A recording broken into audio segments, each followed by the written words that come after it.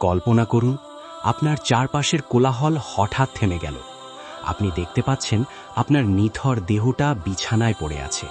আপনার প্রিয়তমা স্ত্রী, কলিজার টুকরো সন্তানরা আপনার পা জড়িয়ে ধরে কাঁদছে। আপনি তাদের বলতে চাইছেন, আমি তো মরিনি, আমি তো এখানেই, কিন্তু আপনার মুখ দিয়ে কোনো শব্দ বের হচ্ছে না। এরপর আপনাকে গোসল করানো হলো, সাদা 3 টুকরো কাফনে জড়ানো হলো।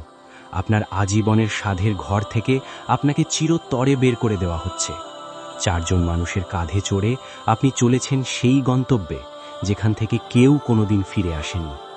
আসসালামু আলাইকুম ওয়া রাহমাতুল্লাহ। আশা করি আল্লাহর রহমতে আপনারা সবাই ভালো আছেন। আজ আমরা কোনো গল্প শুনতে বসিনি। আজ আমরা আমাদের নিজেদের ভবিষ্যতের এক চরম সত্যের মুখোমুখি হতে এসেছি। আজ আমরা জানব বেনামাজিদের জন্য কবরে অপেক্ষা করা সেই ভয়ঙ্কর সাপ সুজাউল আকরার কথা। আজকের এই ভিডিওটি আপনার জীবন বদলে দিতে পারে। কিছুক্ষণের জন্য আপনার ঘরের আলোগুলো নিভিয়ে দিন। ঘরটি অন্ধকার হয়েছে। এবার আলতো করে চোখ দুটি বন্ধ করুন।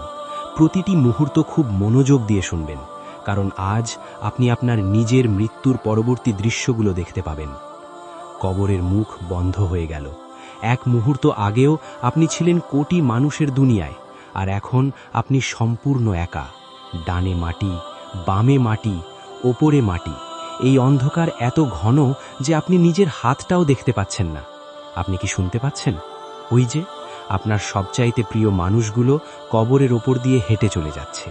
তাদের পায়ের আওয়াজ ধীরে ধীরে মিলিয়ে যাচ্ছে। তারা আপনাকে এই ভয়ঙ্কর অন্ধকারে একা ফেলে চলে গেল। এই প্রথম আপনার মনে হবে দুনিয়ার সব টাকা, সব ক্ষমতা, সব দামি মোবাইল ফোন, সব কিছু মিথ্যে ছিল। এখন শুধু আপনি আর আপনার আমল। দুনিয়াতে থাকতে আমরা কত যত্ন নিতাম এই শরীরের। দামি পারফিউম, এসি রুম, দামি বিছানা ছাড়া আমাদের ঘুম আসত না। অথচ আজ সেই শরীরটা পড়ে আছে পোকামাকড় আর মাটির মাঝে। আপনি ভাবছেন কিছুক্ষণ পর কেউ হয়তো আসবে আপনাকে বাঁচাতে, কিন্তু না। কবরের দেওয়ালগুলো আপনার দিকে চেপে আসছে। কবরের নিস্তব্ধতা ভেঙে হঠাৎ একটা অদ্ভুত শব্দ শুনতে পেলেন। খসখস, খসখস। কবরের এক কোণে জ্বলে উঠবে দুটো আগুনের গোলা। না, ওগুলো চোখ। একজোড়া আগুনের চোখ আপনার দিকে তাকিয়ে আছে।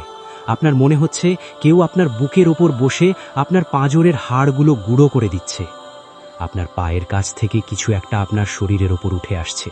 এটি বরফের মতো ঠান্ডা, কিন্তু এর নিঃশ্বাসে যেন আগুনের হলকা। আপনার সারা শরীর ভয়ে নীল হয়ে যাচ্ছে। আপনি চিৎকার করতে চাইছেন, কিন্তু আপনার কণ্ঠ রোধ হয়ে গেছে। আপনি অনুভব করছেন একটা বিশাল কিছু আপনার পায়ের আঙুল থেকে পেঁচিয়ে আপনার কোমর পর্যন্ত উঠে এসেছে। আপনি কি জানেন আপনার সাথে আজ এই অন্ধকার কবরে কে দেখা করতে এসেছে? এই সেই সাপ সুজাউল আকরা, বেনামাজিদের জন্য নির্ধারিত এক ভয়ঙ্কর বিভীষিকা। তার বীভৎস চেহারা দেখে আপনার কলিজা যেন ফেটে যাচ্ছে। তার নিঃশ্বাসের দুর্গন্ধে কবরের বাতাস বিষাক্ত হয়ে গেছে।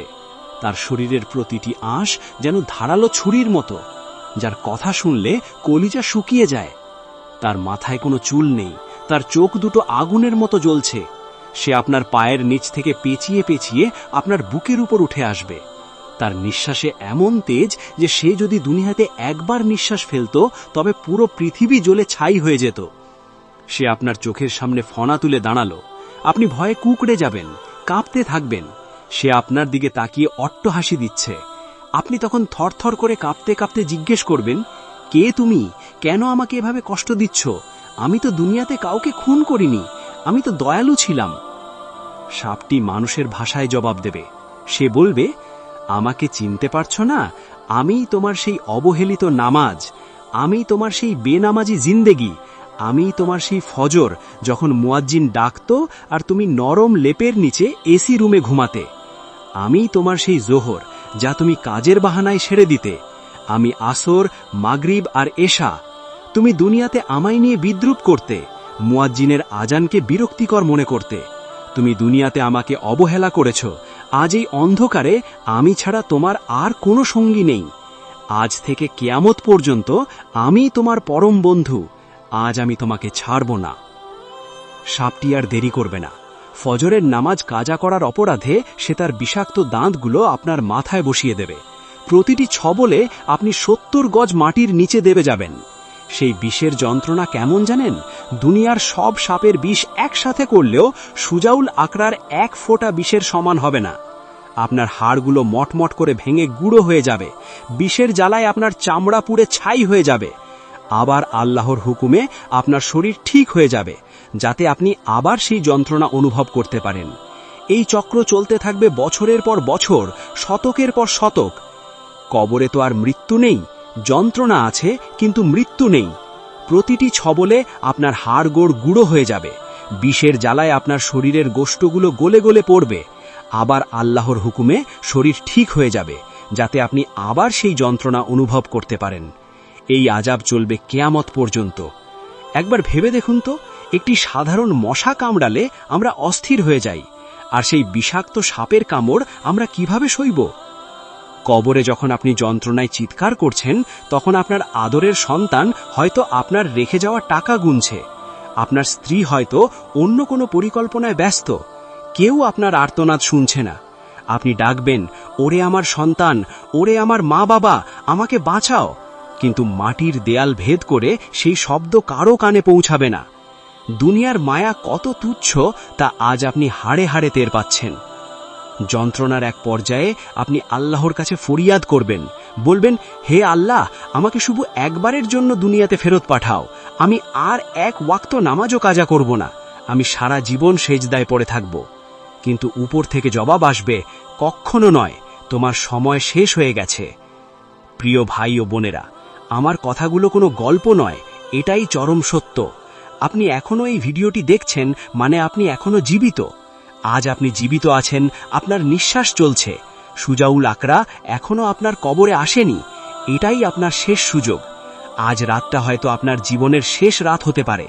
দোহাই লাগে, আপনার নিজের উপর নিজে জুলুম করবেন না। আজই তওবা করুন, অন্তত 5 ওয়াক্ত নামাজ পড়ার প্রতিজ্ঞা করুন। এই ভিডিওটি হয়তো আল্লাহ আপনার সামনে পাঠিয়েছেন আপনাকে সাবধান করার জন্য। অন্ধকার কবরে সুজাউল আকরার আযাব থেকে বাঁচতে হলে নামাজের কোনো বিকল্প নেই। আল্লাহ তো দয়ালু, তিনি তো চান না আপনি ওই সাপের কামড় খান। তিনি তো আপনাকে 5 বার ডাকেন ক্ষমা করার জন্য। ভিডিওটি শেষ করে এখনই জায়নামাজে দাঁড়িয়ে যান, চোখের পানি ফেলে আল্লাহর কাছে মাফ চান। হয়তো এই তওবা আপনার অন্ধকার কবরকে জান্নাতের বাগান বানিয়ে দেবে। আল্লাহ আমাদের সবাইকে সঠিক পথে চলার তৌফিক দান করুন এবং কবরের আযাব থেকে হেফাজত করুন। আমিন। আসসালামু আলাইকুম ওয়া রাহমাতুল্লাহ।